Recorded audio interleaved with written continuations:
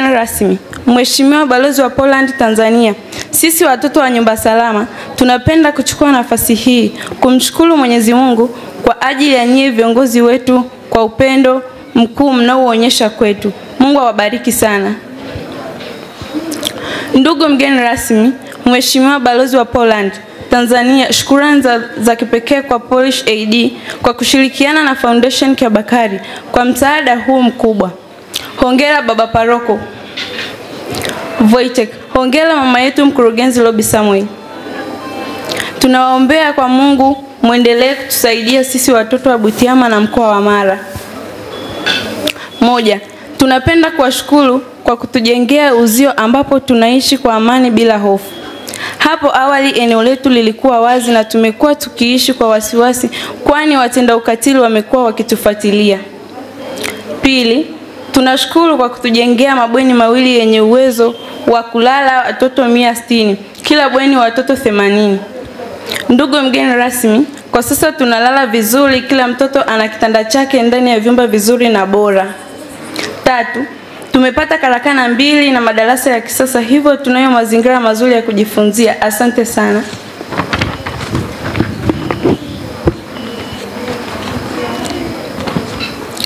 Nne, tunawashukuru kwa kujenga ofisi nzuri kwa ajili ya walezi wetu na samani za ofisi.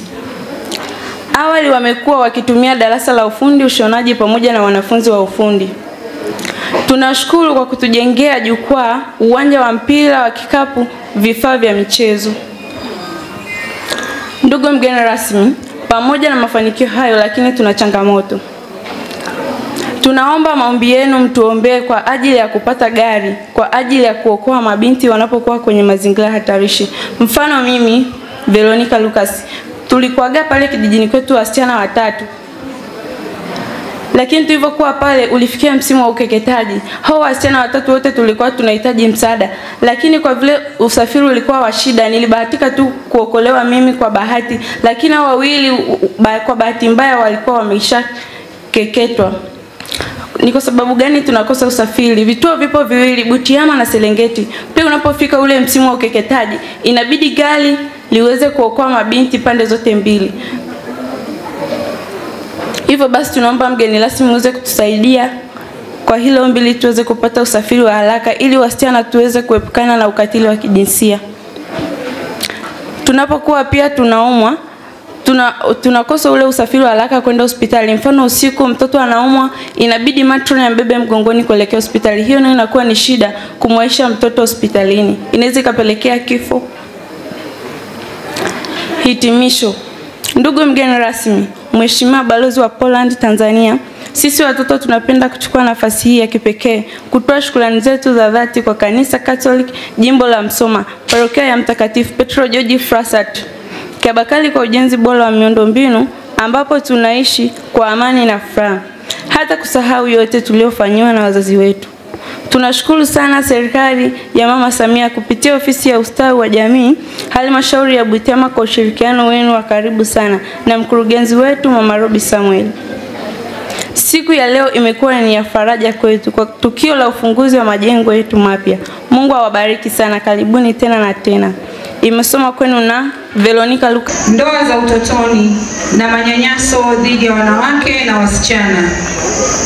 Kama shirika la Hope tuna shughuli mbalimbali ambazo tunazifanya kupitia nyumba zetu salama. Moja ya shughuli ni hifadhi salama watoto na mfumo wa elimu rasmi wanaorudi shule baada ya kuokolewa. Tunatoa huduma za msaada wa kisheria na kufuatilia kesi za ukatili kwa wale watoto ambao kesi zao ziko mahakamani na polisi. Tunatoa kampeni za uelimishaji jamii kuhusu madhara ya ukeketaji, ndoa za utotoni na haki za wasichana na wanawake. Pia ila katika kuleta mabadiliko ya kimtazamo na kitabia. Tangu kuanzishwa kwa shirika la Hope for Girls and Women in Tanzania mwaka 2017 tumefanikiwa kama ifuatavyo: kutoa hifadhi salama kwa zaidi ya wasichana 3277 waliokimbia ukeketaji na ndoa za utotoni.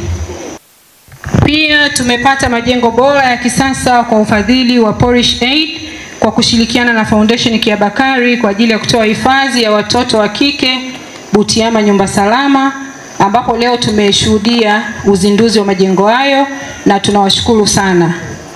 Pia tumefanikiwa kupata eneo la ekari 27 kwa ajili ya kuendeleza majengo ya kudumu ya Nyumba Salama Mgumu iliyopo Serengeti. Pia tumefanikiwa kupata mradi wa ushonaji wa masweta ambao unafanyika kwenye kituo chetu hichi cha Nyumba Salama Butiama. Mafanikio haya yote ni matokeo ya ushirikiano wa karibu kati ya shirika, serikali na wadau wa maendeleo ya jamii tunaoshirikiana nao. Kama shirika, pamoja na mafanikio yote tuliyoyapata, pia tuna changamoto ambazo zinatukabili, na moja ya changamoto ni kukosekana kwa usafiri wa uhakika wa Nyumba Salama. Lakini pia wakati mwingine tunalazimika kuwabeba watoto mgongoni ili tuweze kuwahi huduma za afya. Kwa hiyo hii ni changamoto kubwa sana kwetu ambayo inatukabili. Lakini pamoja na hilo, watoto wetu ni watoto ambao wamepitia changamoto ya ukatili na wengi kesi zao zinaendelea. Na wanapokuwa hapa wanaenda shuleni kwa ajili ya kusoma, na shule ziko mbali kidogo na eneo letu hili la Nyumba Salama. Kwa hivyo pia imekuwa ni changamoto kwa watoto wetu wa kike wanapokuwa wanatoka kwenda shule, wamekuwa wakiwa na hofu ya kukutana na wale watu waliowafanyia ukatili, na wakati mwingine kuwatorosha ili wasiweze kushiriki katika kutoa taarifa au ushahidi wa kesi hizo mahakamani. Kwa hiyo hii ni changamoto kubwa ambayo inatukabili.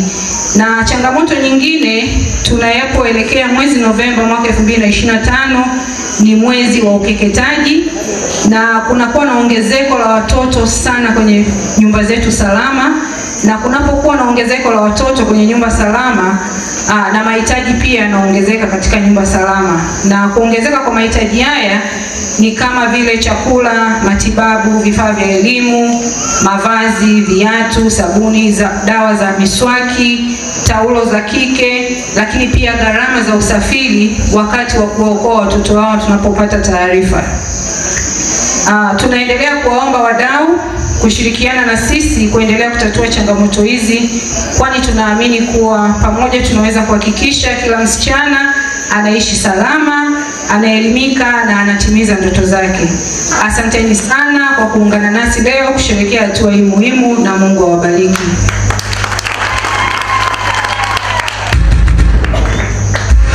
Jamani, pigieni makofi mengi, pigieni makofi mengi.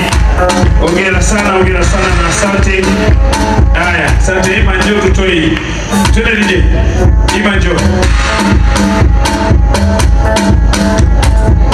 Sema kwamba hata wao amepata faraja, lakini pia ameona kabisa kwamba msaada huu kutoka Poland ni msaada ambao kwa kweli ni sahihi kabisa kuwafikia Hope for Girls na hasa Nyumba Salama hapa Butiama.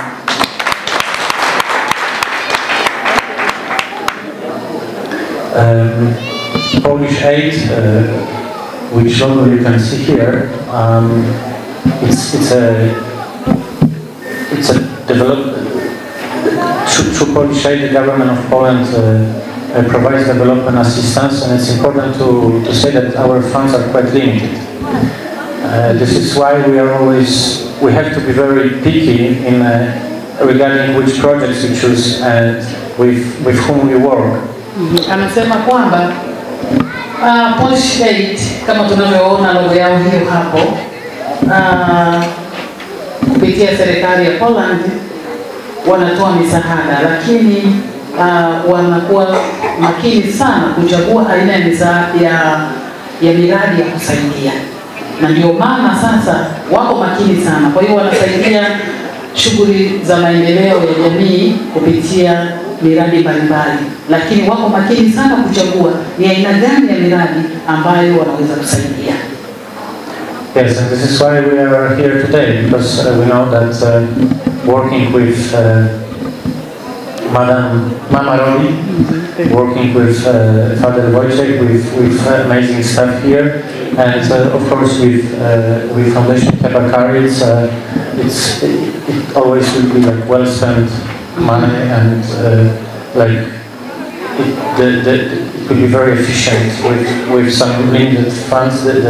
What we can achieve, it will be always very done in a very efficient way. Anasema kwamba na ndio maana leo tuko hapa kwa sababu huu mradi ulichaguliwa na wamefurahi sana, na anapongeza ushirikiano mzuri ambao umefanyika na mradi umetekelezwa vizuri, majengo ni mazuri. Kwa kweli ni mradi ambao unafurahisha, yani ni wa kufurahia, na kwa ushirikiano mzuri anashukuru pia Foundation Kebakari, lakini pia Baba Paroko Wojciech pamoja na wadau wote ambao wameshiriki kuhakikisha kwamba huu mradi unafanikiwa.